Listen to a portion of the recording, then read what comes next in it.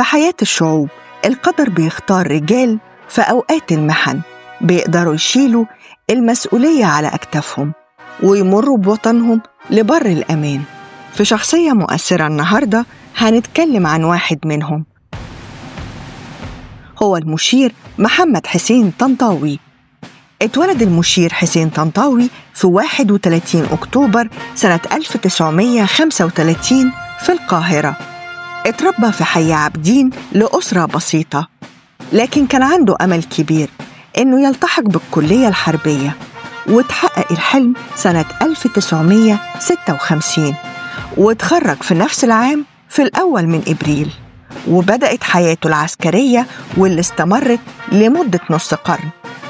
شارك المشير طنطاوي في العديد من الحروب والمعارك زي العدوان الثلاثي على مصر سنة 1956، وكان قائد لفرقة مشاة في حرب يونيو سنة 1967، وبرز دوره كقائد عظيم في حرب أكتوبر سنة 1973، وكان وقتها قائد لكتيبة مشاة في معركة المزرعة الصينية الشهيرة، واللي اتكتبت في تاريخ مصر العسكري بأحرف من ذهب.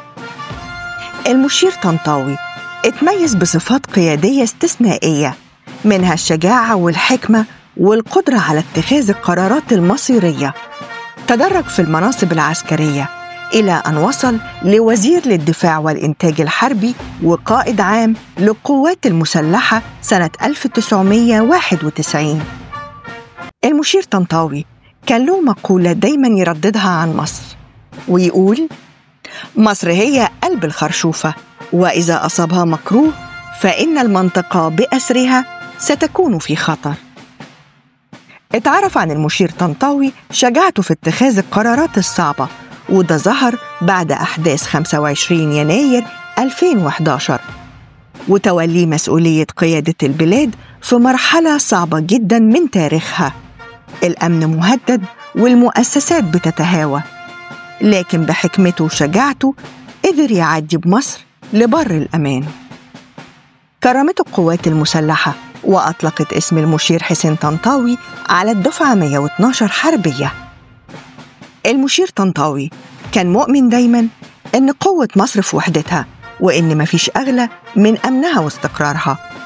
رحل الفارس العسكرية المصرية، لكن ساب وراه سيرة عاطرة محفورة في قلوب المصريين، وهيفضل رمز من رموز مصر ورجل من رجال الأقدار اللي ما بيتكرروش.